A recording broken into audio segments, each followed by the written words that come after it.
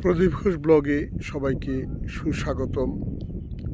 Actually Ajay নদীতে স্নান করব বলেই এসছি। চোখে পড়লো একটা পানকৌড়ি ও একটা সেই দ্বীপের মতো ছোট্ট যে দ্বীপ হয়ে গেছে, ছোট্ট একদম ছোট্ট, সেই দ্বীপের উপর বসে আছি।